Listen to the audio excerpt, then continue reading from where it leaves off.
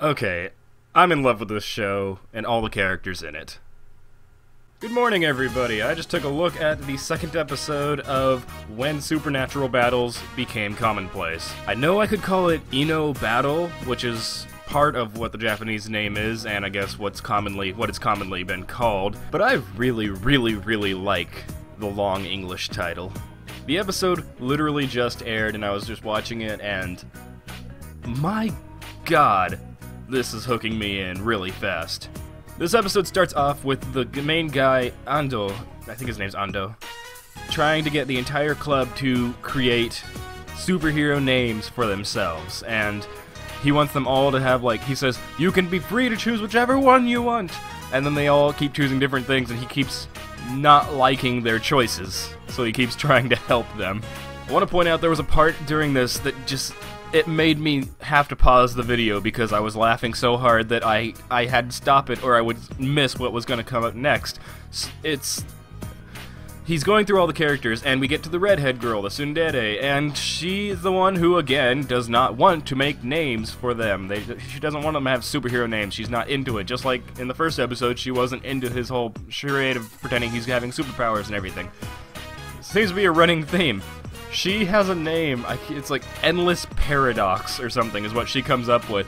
And the very second, like the exact millisecond that they say Endless Paradox and the guy reads it, he goes berserk. He has the funniest expressions. He's like on fire and he's like, oh! As if it's like the most badass thing he has ever heard in his entire life. And thank you to those who responded telling me that this was Studio Trigger, because I had known about Studio Trigger when I had looked up Kill la Kill, but it's been a long time. I have not watched Kill la Kill since its premiere, and I completely forgot who Trigger was. And now that you guys have reminded me, this is very appropriate. This seems like a very appropriate type of humor for a Trigger show. The main focus of this particular episode is that Ando, the main character, sends a letter to Mire, the girl from the first episode who was able to take powers from people, and he sends her a letter, like this very eloquently spoken, written letter that basically is just saying, we're all choosing names, and this is something I think would sound really good for you. And I found this especially hilarious because this is me coming off of a year and a half of learning Japanese. They do wordplay so hilariously. He gives her the name Grateful Robber, but robber is spelled in katakana, which, if you guys don't know, that is the Japanese symbols for English-related terms or foreign-related terms. It's a form of hiragana-ish. It's the same symbol count and everything as hiragana, but changed in a way that they can know that this is not just straight up a Japanese word. Words like hamburger and pizza, stuff like that, is written in katakana. And so that also, and I know this from being a very amateur Japanese writer and everything, that you can get some things really confused. And so Grateful Robber is written almost the same as Grateful Raba, which can be translated to Grateful Lover, and this is how the girl reads the note. So she busts into his class and confesses her love to him, and the rest of their time is like the most adorable thing I've ever seen in my entire life. I mean, yeah, it's a little kind of crazy, obsessed girlfriend-ish, because within like a day she's like doing things like just grabbing him wherever they're at. She's changing her email address to say like his name, her name, forever love.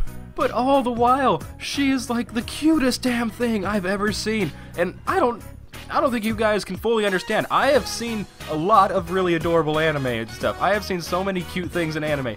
This girl, like, just jumps straight to the top. This whole episode where it's like, she's following him around and they're walking around together, I'm just like, oh my god, this is adorable! Sorry, I love cute shit. But this episode was just so great. The humor was just spot on. It made me laugh. Every single joke they did just made me laugh. The animation helped with that a lot. just the way they made this girl so adorable. She's got like sparkly eyes and everything, and whenever she looks at him, her voice like gets a little higher, and she's like, ah, and there's like backgrounds of like bubbles and everything, and I'm just like, oh my god, I can't handle this.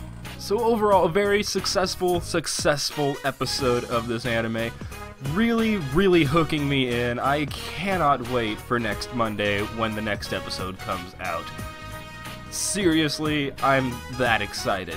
And they do resolve the whole misunderstanding thing. The episode's title is Misconception, which when they were getting to the point where the girls of the club are trying to get the guy to go through and say, we need to fix this because she didn't understand you.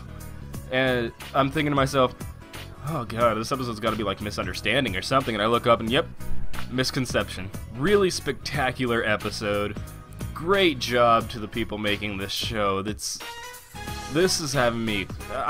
This has become like the show that I'm really excited about watching all the way through. I thought it was going to be Fruit of Grisia or Grisaya because I've been told in the comments of episode 2 that it's pronounced like Messiah, so Grisaya.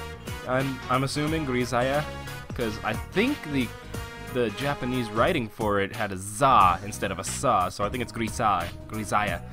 That I'm still excited about, but I did not expect that to be trumped so hard by another show, because I watched that and I'm like, ooh, this is dark, and I want to get into this, and I am getting into it, but this show just takes the cake. Fall season, I am watching this show. I am already like thinking, this has to come over to America, because I've got to have this.